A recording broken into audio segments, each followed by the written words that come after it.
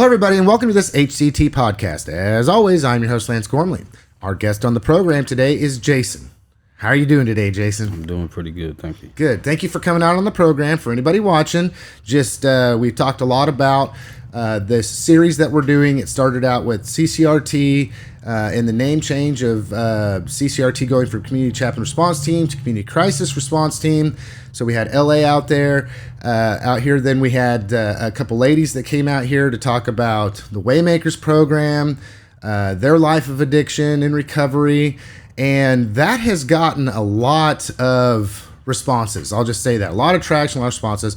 People are really appreciative that we're bringing light to something that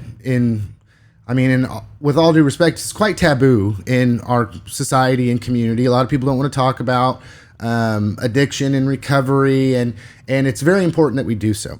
I'll just say after Jason had watched the interview with both LA and then also with the two ladies that came out here to talk about their addiction, he had a very long conversation with me about focusing in on alcoholism, or just alcohol being a substance that was his gateway.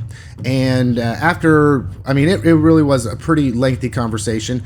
Invited Jason to come out here on the program and talk about his life in recovery. And you have quite an amazing story. I'll just say that. And so I thought, this would be a great opportunity for us to broaden this topic a bit, talk about different ways that substances and substance use disorder affects different people, and just once again want to say I really appreciate you coming out here on the program, Jason. Well, thank you for having me. Yeah. Absolutely. Okay, so what we like to do on any program at the very beginning is just to get a little bit of information about you, where you hail from, maybe your life, because more than anything, just how you found yourself here today. And I want you to expound a little bit on your life, because I think for people to hear kind of how you found yourself here today was not just a quick process. You've had quite the life, my man. Yeah, it's been a long journey. God basically brought me here, I believe, giving my life to God and just realizing so many different things, how I want to change my life and the people involved in my life now that I'm very blessed to be around, a relationship I'm in, some of the people that you spoke of in the community that do great things around here. And so, yeah. Yeah. Okay, Jason. So where were you born? Where you hail from? Are you a Kansas man through and through? Yeah, I'm from Wichita, born and raised in Wichita. Yeah. Okay. So when you were, where'd you go to high school at? Just to send a shout out to some people, or did you just bypass high school? Did middle school come and you're like, hell, I don't need this anymore? Yeah, I went to Northwest High School for about 3 weeks, and I was lost and making bad decisions. So, I was locked up a lot as a juvenile, making a lot of bad decisions. And a lot of that was based around, alcohol and just all the feelings I had, and just wanted to not be around anyone, Yeah. So my question is this.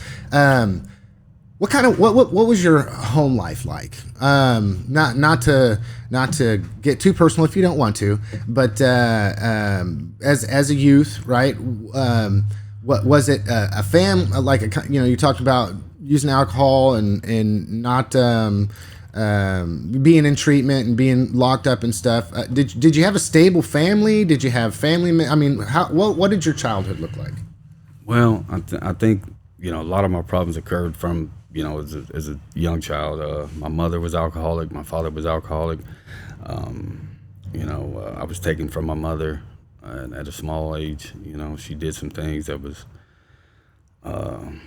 not great, and so they took me and my sister from her, and then kind of got in the system, and I got adopted, and I didn't understand a lot of things. I guess I had, what it started for me was some abandonment issues or whatever, and so I just never felt loved, or around the people they tried to do the best they could to raise me and my sister, and so I just never wanted to receive it or felt comfortable with it. And so once I drank, it was like I just felt so much better, and then I started getting around the people that drank and the people that did those things. And then so that's all I wanted to do. You know, I just wanted to escape and kind of numb myself. I felt a lot of pain, and I didn't, you know, understand myself at all. And so I was always just seeking to escape, you know, and kind of do what I wanted to do and to feel better. And so what that was,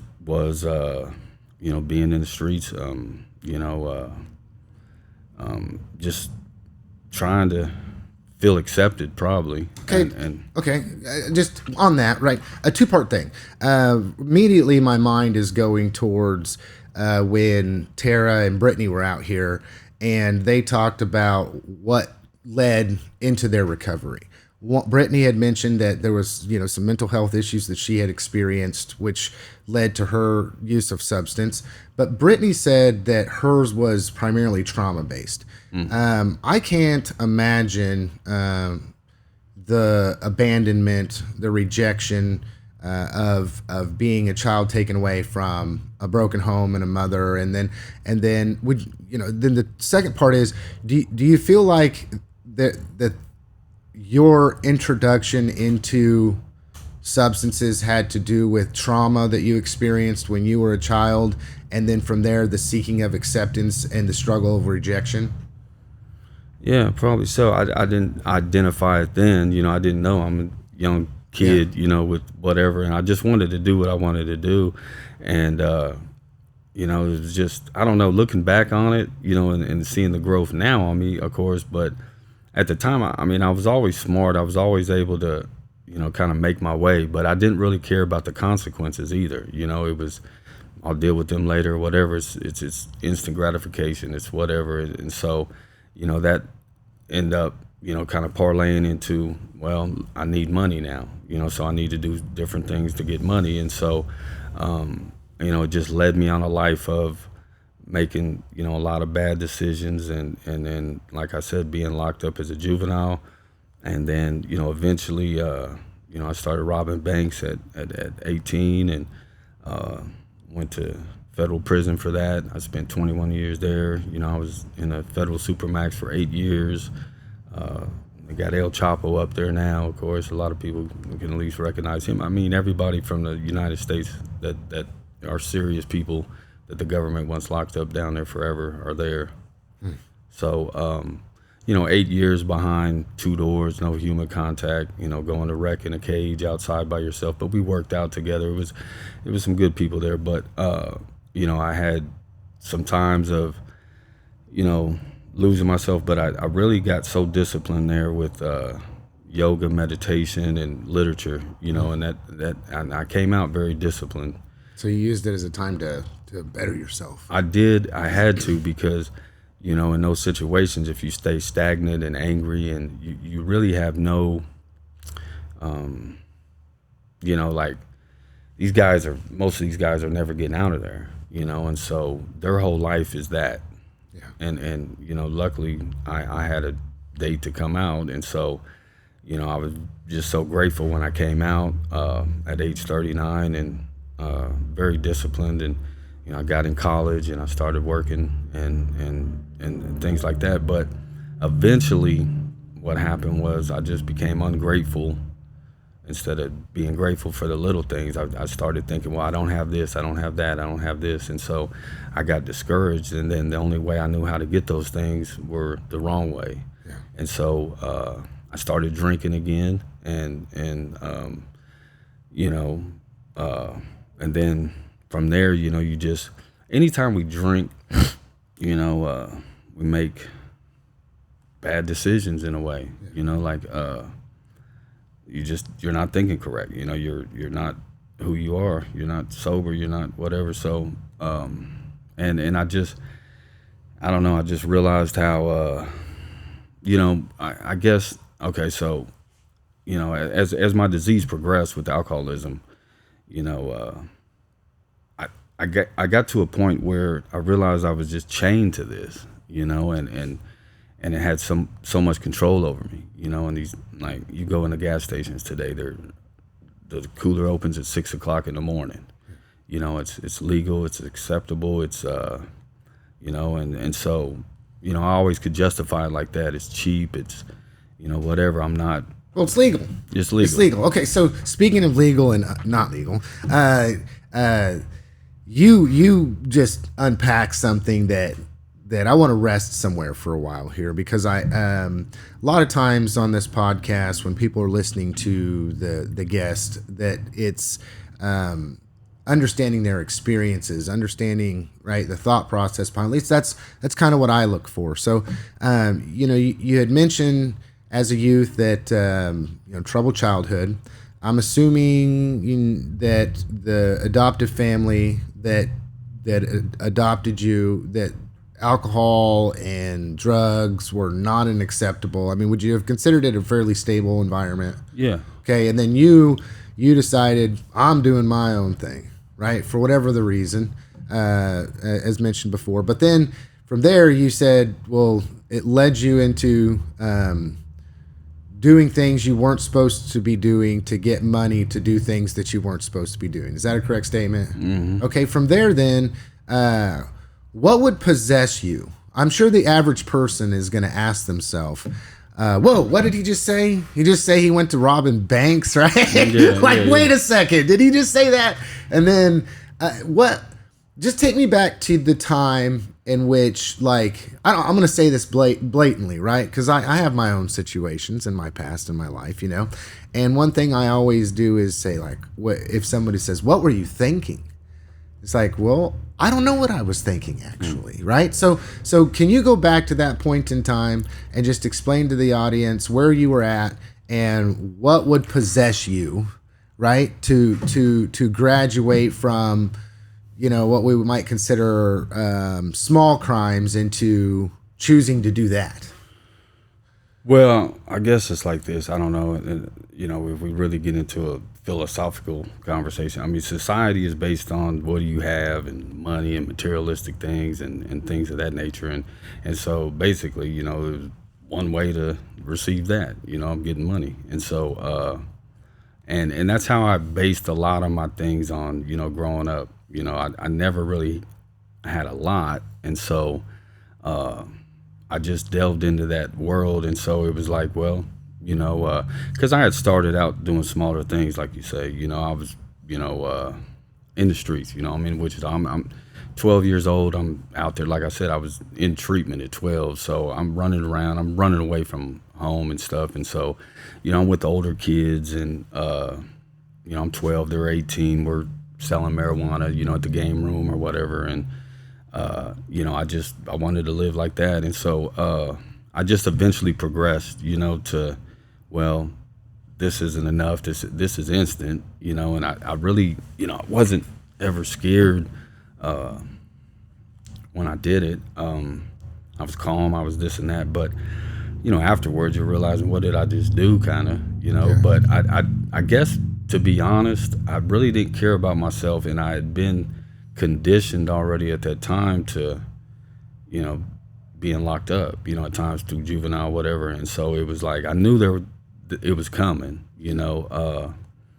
prison, this and that and whatever. And so I just always felt like I could cope and do it, I guess, which, it was always, when I was in there, I never wanted to not be out, what I mean? It wasn't like, this is my life. I just persevered through, and I don't know, it's hard because you kind of go into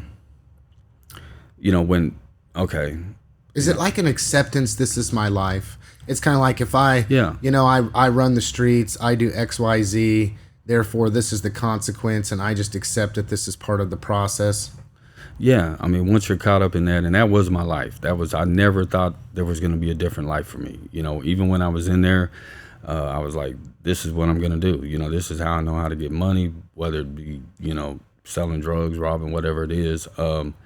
This was what it was, and I was okay with the consequences. It's, I got to just be smarter or get away with it or do this or that or whatever, and so, but eventually I got tired of that. I got tired of that life. I got tired of prison. I got tired of, and I'm still in certain positions right now, but finally, I've just came to a point in my life where, I'm I'm done with that. I don't want to, jail disturbs me every time I go. It gets worse. Now it doesn't get easier at all. When I was young, it was just whatever. You had that life ahead of you. Yeah, You're counting numbers. You're like, okay, well, if I'm gonna, this is only a portion of my life. It is a true statement. Can I dig deep here? Yeah. Okay, I want to dig real deep on you here. Okay, so I'm listening to what you're saying, and I don't know if I'm projecting this onto you or whatever, but I really want to hear this part. You'd mentioned that when you were younger, you started out with something that was seemingly harmless, right? You're drinking a little bit. Even though we know the effects of that, right, is never good, but it seemed harmless, right, to yourself. Then did that progress into more drug usage or doing those things? Yeah. Okay. Of course. And then after that, was it a before you knew it type of a thing?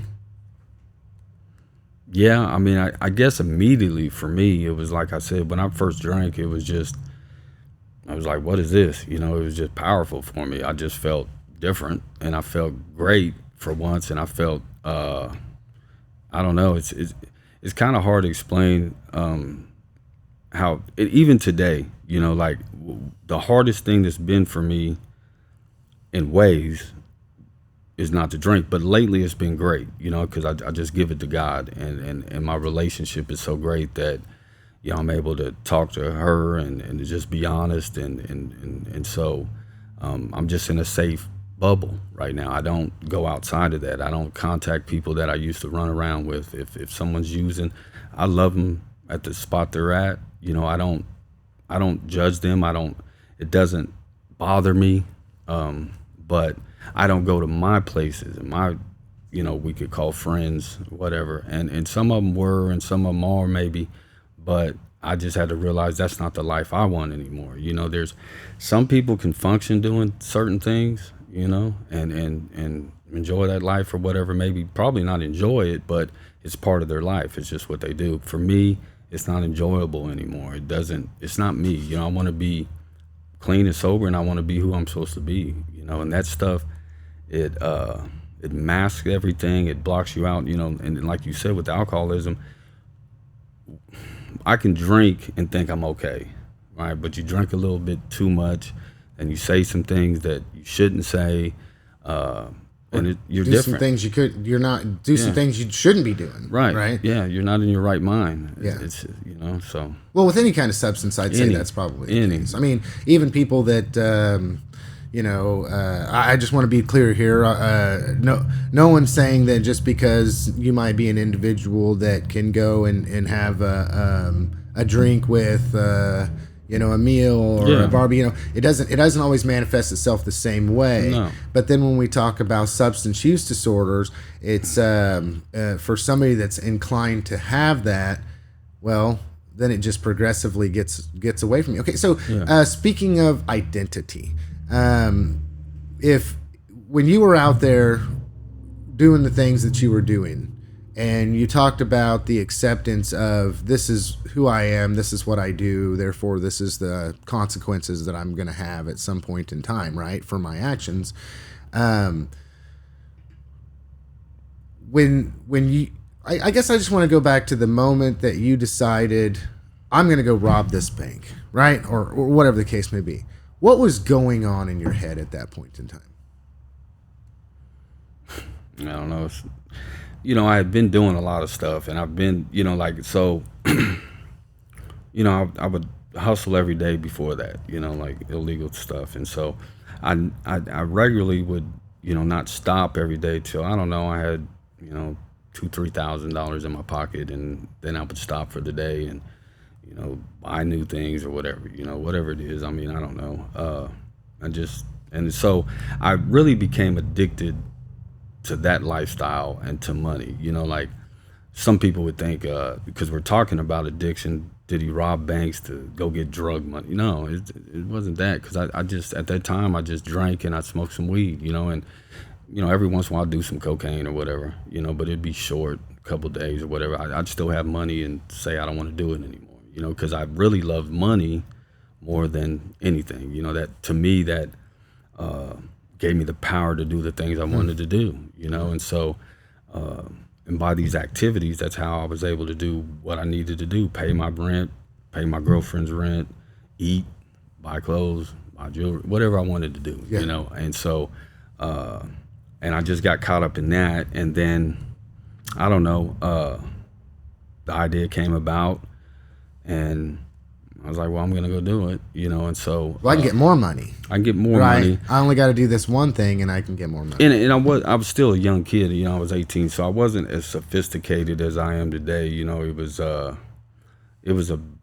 brash decision, you know, it was just quick, and it wasn't really thought through, and I didn't care, but I continued to do it. I mean, I did it multiple times. I mean, and so, you know, and I look back and I'm like, you know, I don't have, here's the thing, I really don't have regrets too much of anything I did, because I did them.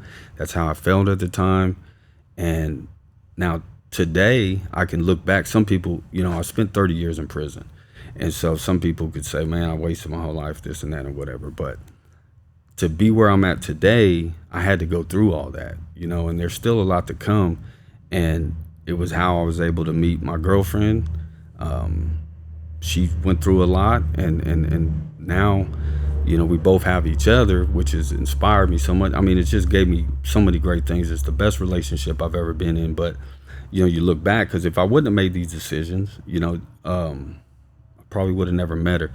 But I just never, even before her, I never really regretted anything I've done. Like, you look back, because I did it, you know, and I faced the consequences, and I accepted them. You know, I didn't say that they were wrong for putting me in prison for those things. You know, I broke the law. Yeah. And so, you know, I got out in 2014, and then I was at the federal halfway house, and, you know, I was working. I got in college, and so then I eventually got back to drinking, you know, and so I was just doing that, and I came out very disciplined. Like I said, I worked out a lot. I you know, did things that helped me with stress, and I was just happy to be out there. But, you know, once I started picking up drinking, you know, it just changed my mentality a little bit of whatever, because for one, I'm not supposed to be doing it. So now I'm, you know, doing some things illegally with parole and things like that. And so now I get around some people that, you know, eventually that I shouldn't, maybe, because they're doing some things. Yep.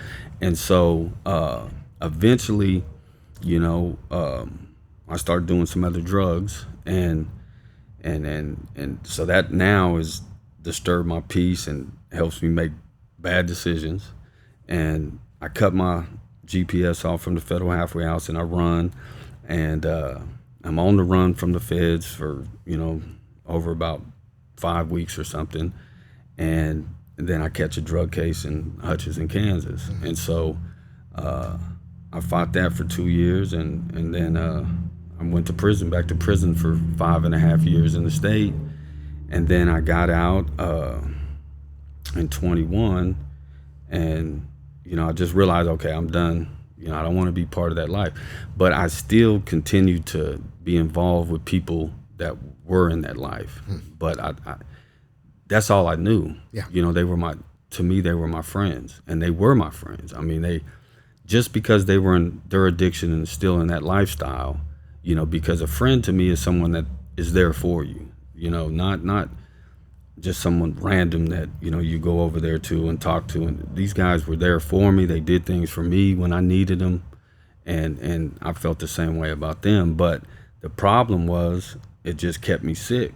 You know, it kept me, you know, in addiction, in the cycle, and around the people. And so, you know, eventually I got married, and you know, I'll just speak about me when it comes to that. You know, I still continue to drink, and I still continue to do, you know, drugs, and I still continue to be around the people that I shouldn't be around. Now, I worked through these times. I had some good jobs and things like that, and that did make me, you know, feel a little better about myself. But it was like this. I had one foot on both sides of the fence, and so I was never comfortable. You know, it was me fighting me, and who did I want to be?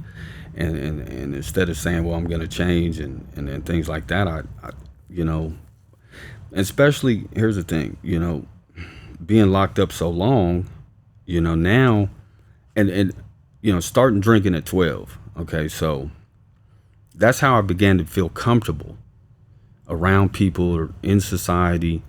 That was my norm, you know. It just made me feel better, and so, you know, smoking marijuana, whatever it was, that was a daily thing, you know. So that's all I knew. So now, you know, even in prison, you know, I made great wine. I drank all the time when I could, as much as I could. You know, and there's drugs there too, you know. But I always found a way to escape, and so anyway, when I got back in that, like I said, I got out in 21, and I'm in that relationship. I really wasn't ready to change. I was in and out of treatments, but that became a cycle. That became, let me go in there and get healthy again, really. Let me work out. Let me get physically back right. Let me feel better about myself.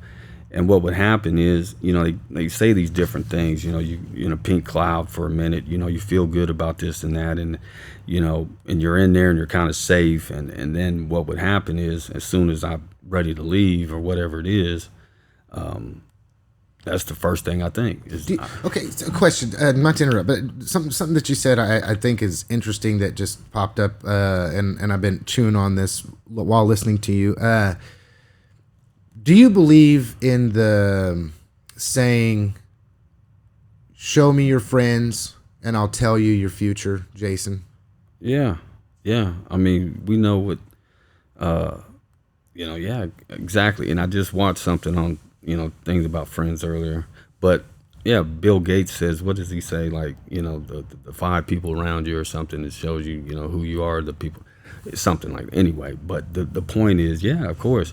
And, you know, yeah, and so that's a great point. I'm glad you brought that up, because here's how I've been looking at things, right? So I'm not from down here, you know. There's been a lot of great people that's helped me, you know. Appreciate you letting me come on here as well. And so,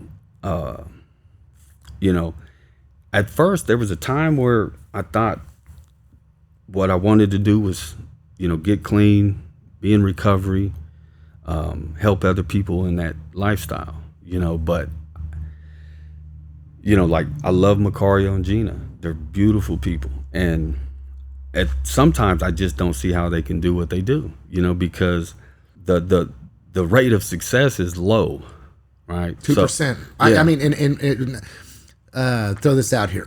Of people that would identify, speaking of identifying as or being in that lifestyle, as addicts, only 2% go on to never relapse, right?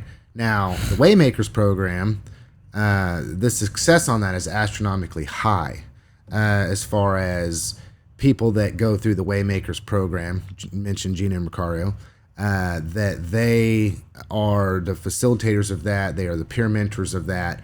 And so if people go through and do and work the process with a true desire to stay in recovery, then that success is ultra high, right?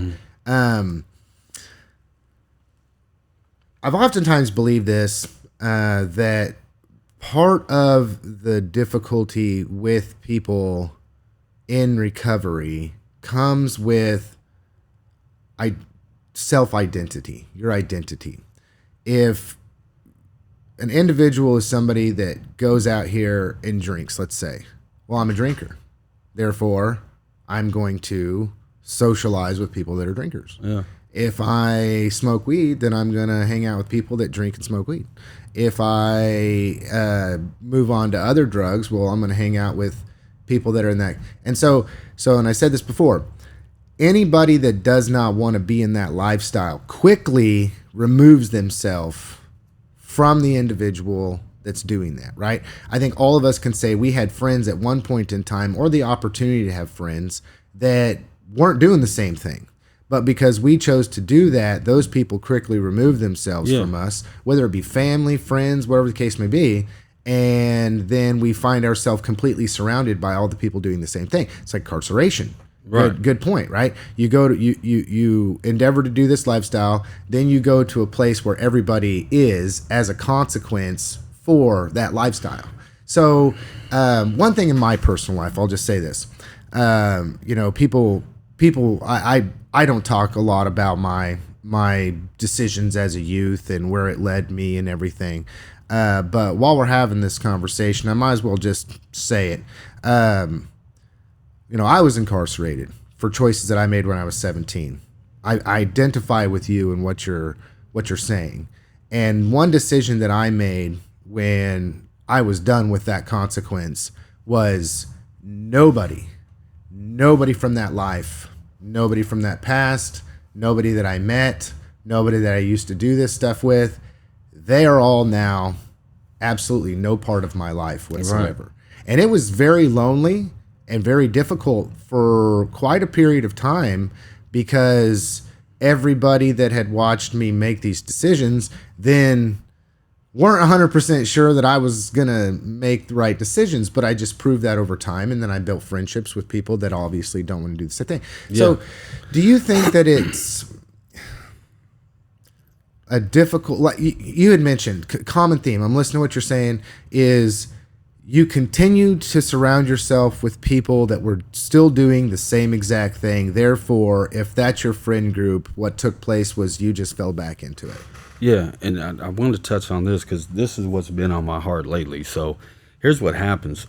So, you go to jail, you go to prison, you get out, you struggle with addiction, you're forced into maybe a treatment, then a sober living, then, you're involved maybe, let's say, for down here in Prairie View, I got a great counselor there I go to by choice, Carolina, and I appreciate her greatly there. And then I choose to go to the CCRT class, right? I don't have to go there. I enjoy Macario's teachings, and Gina's just a great person as well. She's very smart.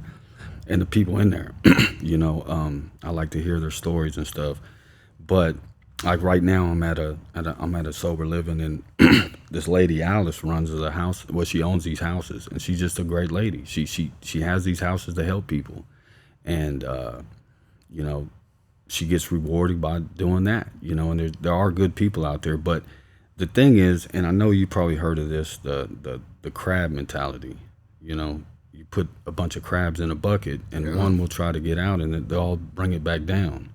And so just like you elevated yourself out of that lifestyle and from around the people, at some point you have to do that. You can't, because the destruction, the despair, the depression, the demise, those are all D's. But you look at, we'll call them the 3Ds. Yeah. Destruction, depression, and demise. Yeah, those run hand in hand. I'm going to remember that. That, right? I'm going to commit that to memory.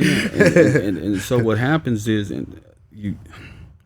if you're around people that for me, okay, so I would be in these places, and I would always look for, eventually, well, this person's messing up, this person's messing up, this person. I'm kind of forced here. It's not my own house, it's not my own space.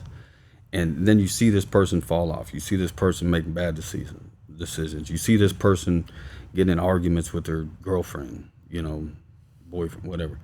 And so what happens is your mentality, what you see and what you're around is how you feel. Yeah. And so you have to eventually get out of this, right? And you can come back and you can speak, or you can see people and talk to them, the people that made an impression on you and that you want to make an impression on, and move on and move forward. Anytime we stay stagnant as human beings, we just don't feel the growth. We don't feel like we're doing what we're supposed to, our purpose, things like that. And so for me, I'm just excited about my new life, and it's important for balance, because for me, I don't feel like I have to go to meetings. I have to do this or that. I choose to when I want to, and then I go and I get something.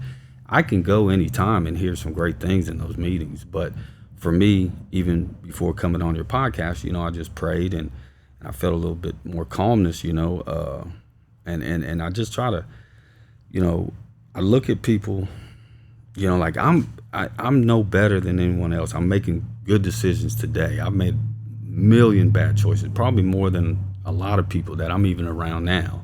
Some more serious bad decisions, and I paid the price for those. But I don't. And there's people that get involved in this world that, they understand. I guess they worry. Okay. This is just a hard field when you get into it because, like we said, the success rate is so low that I would become discouraged. I would, the thing is, then you expect failure in a way. Well, sometimes self-sabotage even. Well, yeah, we hear a lot about that when people are trying to endeavor to do something different and that's not their norm. It's almost like I try to explain it to people because they, sometimes people ask me questions about, addiction and recovery, and a lot of people, Jason, a lot of people, I was really surprised at the amount of people that messaged me and said, I want to tell my story, and then after we talked, I just felt moved to have you out here, and because, well, you kind of break the mold, man, you know. I would say for most that I talk to, for sure. And, so, you had mentioned, like, I don't know, I continuously think, like, in my situation, how I was able to come out of past and change my life for the last, I don't know, it's been 25 years. Okay. 25 years for me. Okay. That one of my keys to success is realizing, yes, that people who are in bondage want to keep you in bondage. Misery loves company. It just loves company. And then, the analogy of the crabs or the crawdads that are just pulling you back down. Just thinking on that, Jason, I don't know. I want to flip it back over to you. Yeah. And I don't know if it's I think sometimes we get caught up in these sayings, right? Like we hear things we hear things in these meetings, we hear things in counseling, we hear things, like we put all this verbiage and this stuff on things that it sounds good and it could apply, but it doesn't apply to everybody. Like even the comment of misery loves company. Okay. That's true, but that's a blanket statement just for people to try to understand it. Yeah. Right. But when you go deeper, it's all they know. It's not like, I don't think intentionally a person says, hey, I want this person to fail. I want this person to stay sick with me. Right. That's the way they bond. That's the only thing they know. Like I could go and sit at people's places and talk and use drugs or whatever. This how we connected. I didn't go over there like, let me suffer with them, or I don't want them to succeed. I don't want them to go to work. I don't want them to move forward. However that is looked at, for them, it's just all and it's how you connect to people. It's people that go to church, people that go to these things, that's how they connect. Yeah. And it's God. And so until a person is really ready to say, like you said, I don't want to be around this stuff anymore, because for one, it's not getting me anywhere. You don't even have to diagnose everybody what they're doing. That's just what they're doing. Yeah. That's their path, and everybody comes to different decisions at different times. It's taken me a long time, and I don't know what necessarily the future holds. I just know today, and that's what I live in. And I don't want to hound too much on my relationship, but it's just it's the best thing I've ever had. I'm with a beautiful person. She's godly, I'm godly, and our goals every day is how can we work to get better. And we don't really, to be honest, we don't get caught up in the matrix. She calls it the matrix.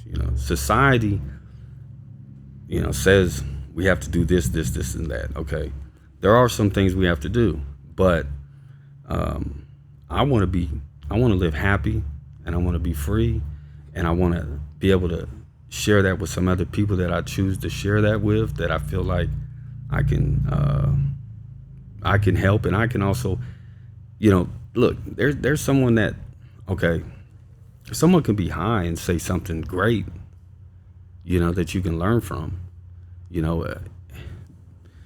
and so I look at, like, when I was studying, I used to study a little Buddhism, I studied, Christianity, I studied psychology, I studied whatever, and I just took things that worked for me, like, I don't have to be all the way this way. I don't have to be all the way this way. I don't have to be Mr. AANA either. Yeah. There's great things in there. If we look at the big book and look at the 12 steps, so much of that big book and the 12 steps are about God. Right? These are very smart people that put that book together back then that people still follow today. Yeah, you can call it a higher power, you can call it God as we understand, whatever it is.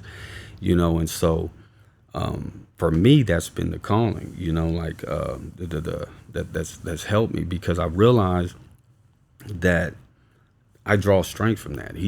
God loves me, God wants me to succeed. God wants me to be, I'm his child, and so he loves me. Why would he want me to live in that life of destruction and despair and stuff? And so, some people in life, let's say they're not an alcoholic or an addict or whatever, but they're a workaholic. Are they happy? And that's what it comes down to. Like, we all have what's called dharma. That's our purpose. That's where we feel good at from our heart. What are we doing that is making us feel better about ourselves, and that's really good. And if you look at it, it's normally by helping and caring and loving about other people. And I'm very, reserved in ways. People may say, well, Jason can talk this or that or whatever, but I don't necessarily let everybody in, close to me. It's a very select few that I do that with, because I look at it like this. If I treat my girlfriend the same that I treat some other random person, right? Then, now that doesn't mean I'm not kind to this random person over here, but she's different. She's a different part of my life. Yeah. She's a center point of my life after God, right? For me, it's God, my relationship, my sobriety. And I know a lot of people say, oh, your sobriety needs to be number 1 or 2 after God. But, if you look at the 12 steps, right? Like, okay, I don't, to be honest with you, I have maybe a sponsor, maybe I don't, let's just say. And so if you look at step 1, right? We understand our life's unmanageable with chemicals, right? I understand that every day. I don't necessarily need to work that step. I know it when I get up that I can't drink today because my life is going to become unmanageable if I do it. Step 2 is 2 and 3 is about God, right? 10 is what, personal inventory or whatever. So I take a personal inventory every day. It's just. Wasn't there a part in there that says repeat, right? Yeah. Start over. So it's this constant need for all of those steps to be focused on, right, and on a daily, on a minute, sometimes by an hour. Okay, so I keep going back to this. You mentioned something about dharma and purpose. Okay, so when you talk about identity and purpose, to me, those run hand in hand. I'm not saying that's what you were saying, but I feel that way. It's like, who am I? Well, when I look at myself in the mirror every day, I say, this is who I am and what I do. Therefore, who I am is what I do. Okay? Or what I do is who I am. That's right. It's this, I am a good person, quote unquote, because I make right decisions based upon a standard that is doing good for others, do no harm, whatever the case may be, as much as humanly possible. Just going back to this I am what I do versus an identity that is not who I want to be. Mm-hmm. How does a person flip that? You know, you'd mentioned, that I've heard a lot of people say it. I'll sum it up as this: doing drugs and running around and doing those things are fun until they're not fun anymore. Mm-hmm. Okay, I think it's hard for people to really wrap their head around the understanding that maybe somebody who's been there and forms their identity around that, because maybe they find something else to form their identity around. But how do you make that switch? If you're talking to somebody that is sitting here saying, well, this is what I do, therefore this is who I am, but I don't like what I do and I don't want to be this person, but then we go back. Yeah. This is what I do, this is who I am. I don't like this. This is who I am, this is what I do. I don't like this. So at what point or how does someone make the decision, or give a nugget of some kind? But the thing was, for me, was this, okay? If I say, and you really hit the nail on the head, except for it didn't go a little further with it.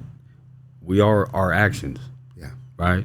Anybody can say anything they want to say, and it could sound great, and they can hide things, and they can, the community doesn't know, their friends, well, some other people may not know, whatever they're doing, because they're presenting themselves as this person, right? And that's what society does. I mean, you see these perfect families out that look perfect. They're going to church, they're doing whatever they're supposed to be doing, they're working. We don't know what's going on inside their household, right? They're projecting. It's an image. Yeah, gotta love social media. Yeah, exactly. I'm not on that, because I don't even go on that today, right? I look at positive things or funny things or this or that or motivational things on YouTube more, maybe some TikTok stuff my girlfriend sends me. But the point is, it's actions. And so for me, the change came. Okay, if I say I love this person, if I say I want to change, right, and if I'm involving myself with these people, and I truly care about them, right, then if I'm drinking or I'm being selfish and I'm lying and I'm being deceitful, and it's not my character, for me it was this, the last time this happened, I realized how I let somebody down, my girlfriend, and the ripple effect, right? So now people that surround her are concerned for her, because here I am not doing exactly what I'm supposed to be doing, and we're reflections of each other, right? If you and me are out in the community doing things, right, then if I'm living the wrong way, people say, why is Lance out here with this dude? You know Reflection what I mean? on me. Yes, exactly. Yes. And I've had some experiences like that, where it almost seems strange to people that I'm talking to somebody, let's say, that they're like, well, does that make sense? I mean, that's not who I know Lance to be. Right. How's this the case? So interestingly enough, I was just, trying to, okay. So, just throwing this out here, right? Something you mentioned made me bring up a core belief of mine, and it is that actions prove who someone is, words just prove who they pretend to be. Yeah, it's beautiful, and that's when I tell, and I'm just glad we're talking about it, because that's what I've been telling. Because there's certain people that, I don't know. There's been times where some people want to go do some things with me and my girlfriend, or this or that, and I'm just not ready, because I don't know where they're at. It's not, I don't judge them. But here's the thing. I got big boundaries today, and I got big lines. And if something disturbs my peace and my energy, I choose not to try to be around it.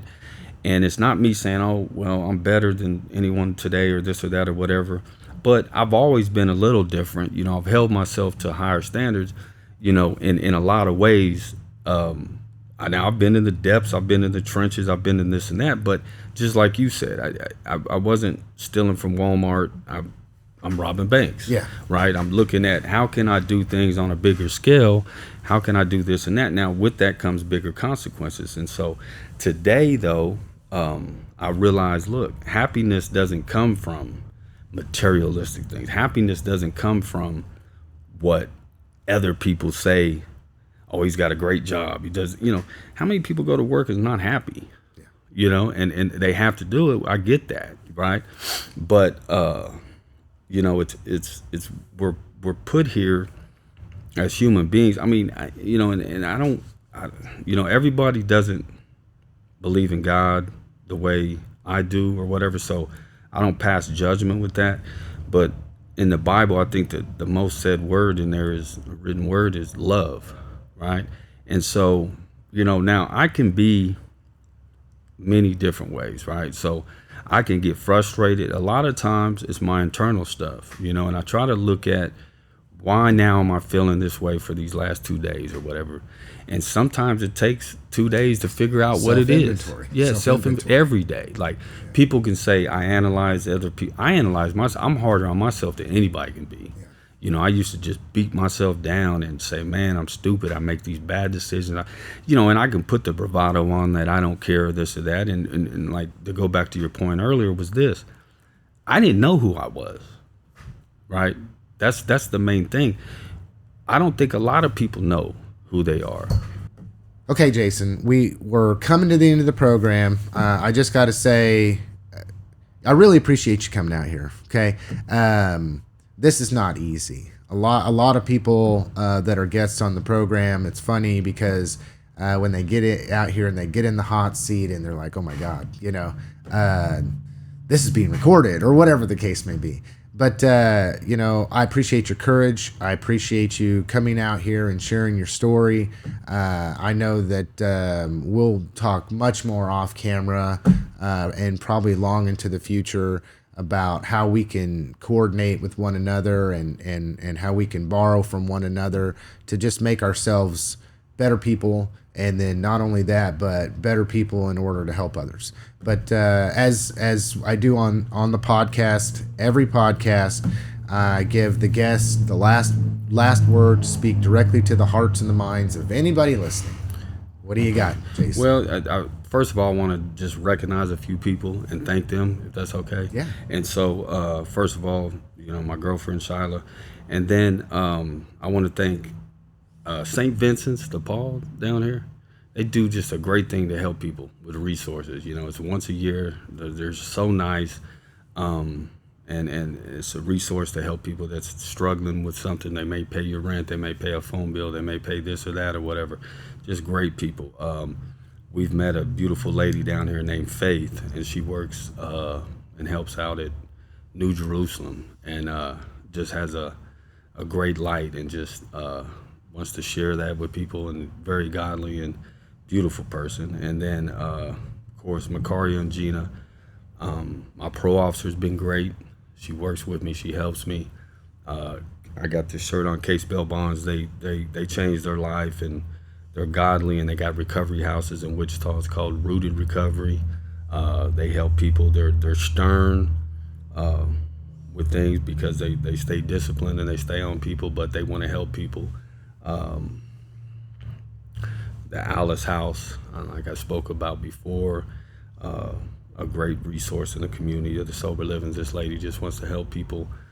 Tommy that runs the house is doing great things there, and I think what I want to say is that sometimes we can get caught up in the negativity, of the struggle, and if we watch the news and stuff, how much it's depressing. And a lot of times it's all, and so that's what happens, especially this is a smaller town, and in an environment that I'm connected with, it's sometimes it's gossip and drama of the negative, and I just want to build the people up. I want everybody to recognize the positive in people and encourage that and recognize that, instead of, 3 people's over here messing up. Okay, cool. But what about this person over here that's doing right?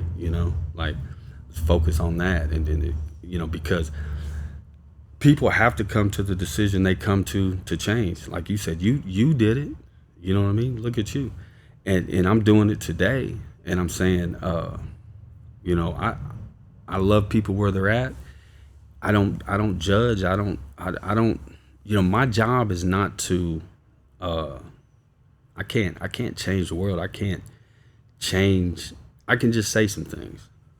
Just be me, you know. And so, I know this: alcoholism, addiction. It's a lonely place. It really is. And so, when we get out of that, and I'm just so lucky that I have the person I have, because you know, there was a time where, you know, I mean, to be honest, I didn't, you know, I wasn't suicidal, but I didn't really care if I lived. You know, I was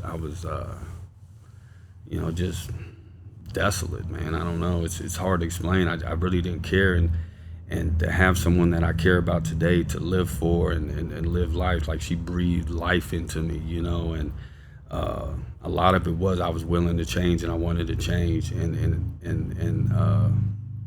I just think, you know, a lot of people in addiction, and while they stay in it, they're lonely.